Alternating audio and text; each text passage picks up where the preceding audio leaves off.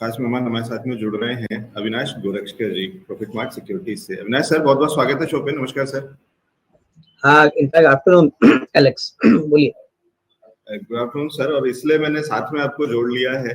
Nitin sir को मैं नहीं जानता हूँ कि आप पर्सनली जानते हैं या नहीं जानते हैं, लेकिन नितिन गामी जी गैन थ्योरी पे काम करते हैं, फाइनेंशियल एस्ट्रोलॉजर हैं, टेक्निकल बढ़िया से जानते हैं, सिविल एस्टेट एनालिस्ट हैं।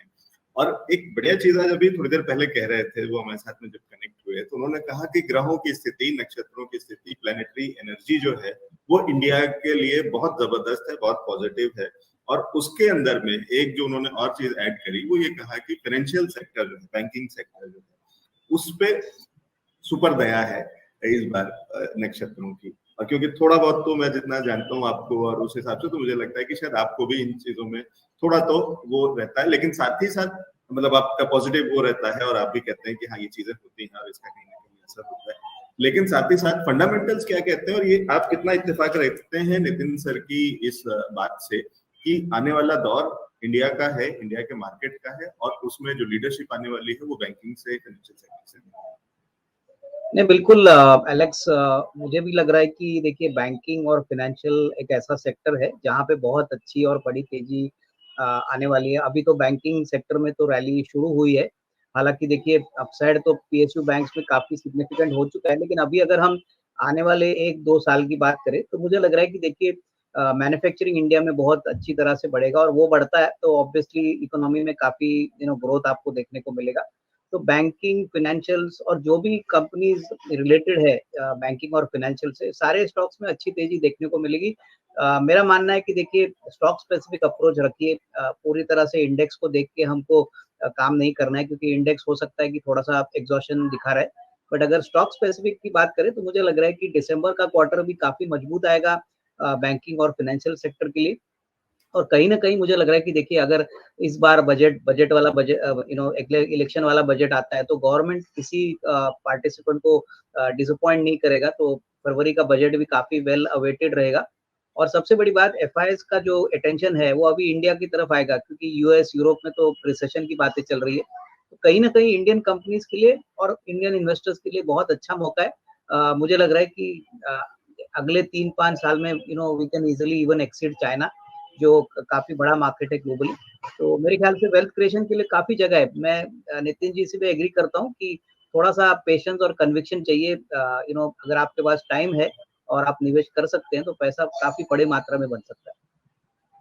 ठीक है, लेकिन बस मेरा फिर उस पर भी सवाल ये है, और वो मैं उस पर एक बार नितिन सर का भी कमेंट चाहूंगा कि ये जो फिर हम जो वाली चीजें सुनते हैं, वाली खबरें सुनते हैं जहाँ पे बात होती है रिसेशन की, ब्रिटेन हालत इतनी खराब कि कौन देश को चलाएगा, वो उसमें हाथ खड़े कर रहे हैं, कुर्सी पे बैठने को कोई राजी नहीं, क्योंकि इसी से अंदाजा लगता है कि कितने कांटे हैं उस कुर्सी में।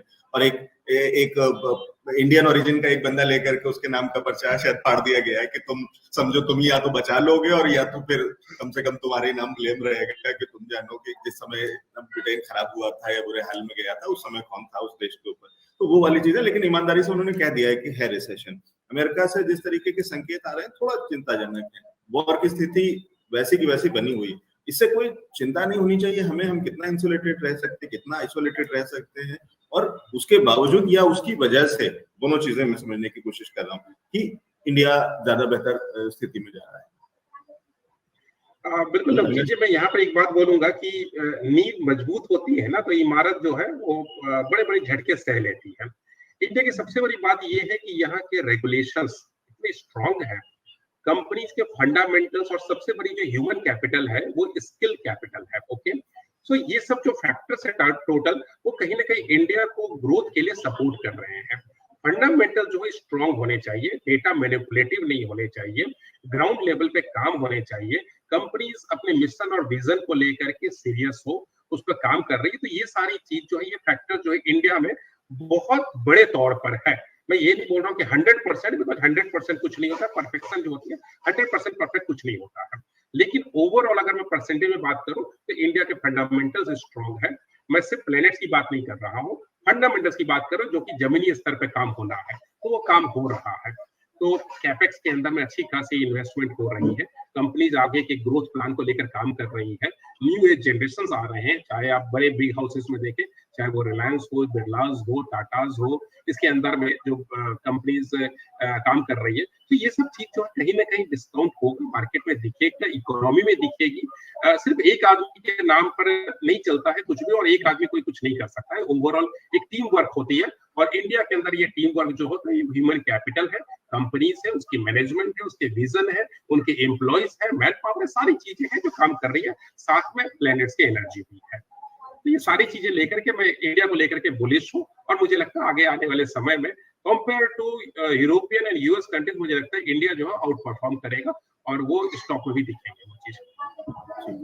अविनाश सर, इसमें बस सिर्फ इसी में ऐड करके और एक सवाल पूछना चाह रहा हूँ कि क्या ये जो चीजें हैं, जियोपॉलिटिकल सिचुएशन है, ये हमारे लिए चिंता का विषय होना चाहिए या इसका हमें फायदा मिल रहा है?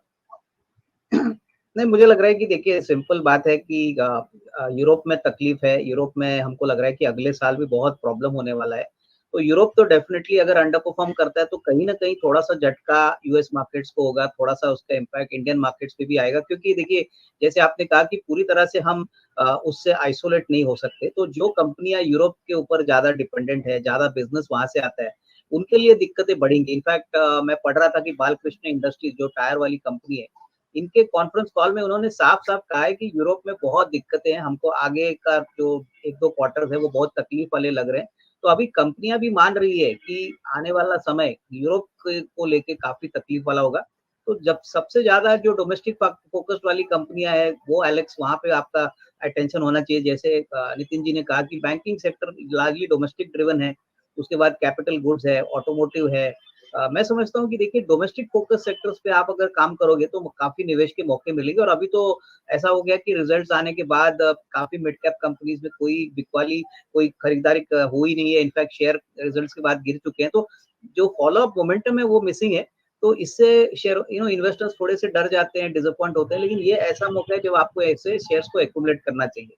और कही बात आईटी को लेकर, तो आईटी भी थोड़ा सा एक अंडर परफॉर्मिंग सेक्टर थोड़े समय के लिए रहेगा। बट हाँ, यानी ये मैं यही कहूंगा कि सेक्टर फोकस रहिए, पूरे बाजार में मंदी नहीं आएगी, बट हाँ सिलेक्टिव पॉकेट्स में आपको डेफिनेटली थोड़ी सी तकलीफ जरूर देखने को मिलेगी, और वहां पे आपको थोड़ा सा कॉशियस रहना चाहिए। तो ये अप्रोच लेके काम करना चाहिए। तो रिसेशन इंडिया में नहीं आएगा, यूरोप अगर गिरता है या यूएस गिरता है तो कोई बड़ी मुसीबत नहीं आएगी, लेकिन थोड़ा सा स्टॉक स्पेसिफिक और कंपनी स्पेसिफिक आपको प्रॉपरली उसको मॉनिटर करके अपने पोर्टफोलियो को मॉनिटर करना है। जी, तो ये है राय। और देश का भविष्य, देश का बाजार का भविष्य, सारी चीजें बढ़िया है, और ये बता दिया है नितिन सर ने भी, और उसको मुहर लगा दी है अविनाश सर ने भी, यानी नक्षत्र भी, टेक्निकल्स भी, और साथ ही साथ फंडामेंटल्स भी। तो बहुत सारी चीजें हैं जो साथ में मिल करके हमें आगे ले जा रही हैं, और कहीं ना कहीं हम चाइना को भी पीछे छोड़ेंगे और दुनिया को भी पीछे छोड़ेंगे। तो ये मजा आएगा, एक नए भारत में, नए तरीके का भारत और मजबूत भारत। बहुत शुक्रिया नितिन सर हमारे साथ में जुड़ने के लिए और ये सारी जानकारी। Thank you very much.